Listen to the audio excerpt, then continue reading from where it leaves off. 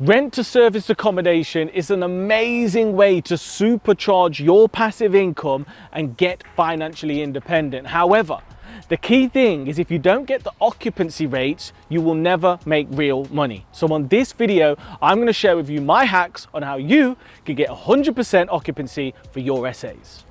Number one, photography sells. That's right, it's essential that your listings have the right photos that actually sell your property. So this means two things. Number one, you need to make sure that you add value and make your properties look amazing, and then you need to capture that in photos that's going to do all the hard work for you. Secondly, it's not enough to have good photos, you've got to actually optimize your listing. So this means the titles need to be right, the descriptions need to be right, your pricing needs to be right.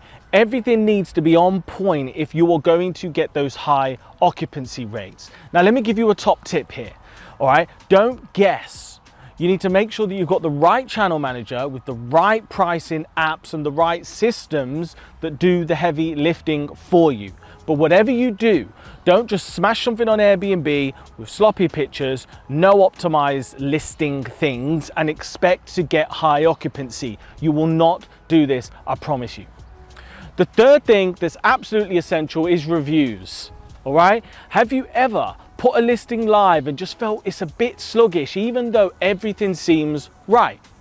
Well, that's probably because nobody's stayed there, nobody's reviewed it, because let's face it, when was the last time you booked somewhere without seeing the right reviews?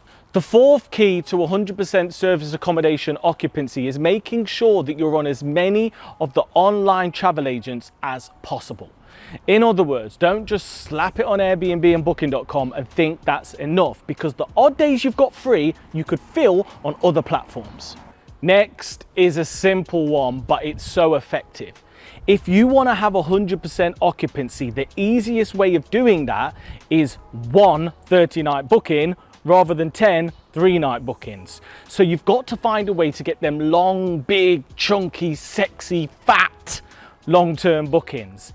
And there's a couple of different ways that you need to do this. One is you need to incentivize people for booking long-term. And two, every time somebody books, you need to engage with them, find out how long they're in town for, particularly if you can see they've got a corporate email, and lock them in to a long stay. That, my friends, will make all the difference. Do you want to know what that is? That's you banging your head against a brick wall when people just book 2 nights here, 3 nights there, and leave these little gaps. How do you fill the gaps, particularly if your minimum night stay is greater than the gap? What do I mean by that? If you've got a 3-night gap and your minimum stay is 4 nights, that's a write-off.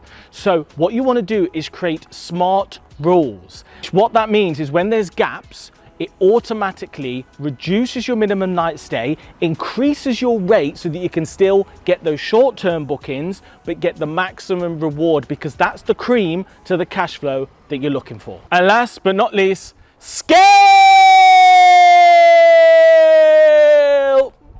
That's right, scale.